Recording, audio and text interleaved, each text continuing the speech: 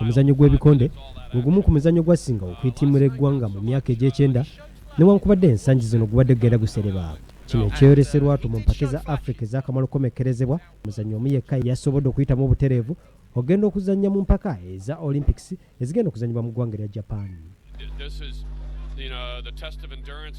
Eyali nakinku mu kazannyo kano ng'era yasembayo okuwangula eggwanga omudaali ogwa zzaabu mu myaka egy'ekyenda mu mpaka za Commonwealth. Godfrey Nyakana asiimye omutindo ogwayoleseddwa ttiimu yonna, naddala omuzannyi Shadir Musa yasobodde okuwangula omudaali ogw'ekikomo. Era mbeebaza nnyo okuba nga basobodde okufuna kye bakoze neya qualifying n'atuuka ku Olympic level, naye mwebaza nnyo. Era tujja kufunamu akadde nga bakomyewo, kati bakomyewo tube nga tutulamu nga abantu abali interested mu sports. Wabula ono alaze obutali bumativu eri amawanga ga East Africa olw'okulemera okuteeka empaka bo gye bayita okufuuka abazannyi abalungi. Tuzze face cover yatuyambako ennyo nga Africa.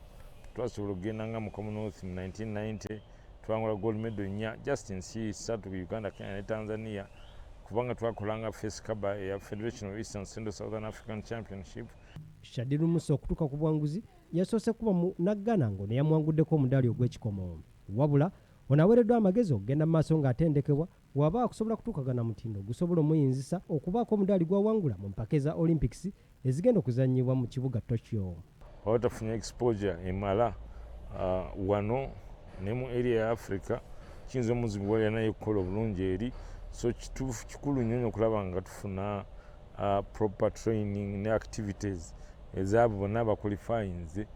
Andrew Kigundu, BBS Serefayina, agesigika.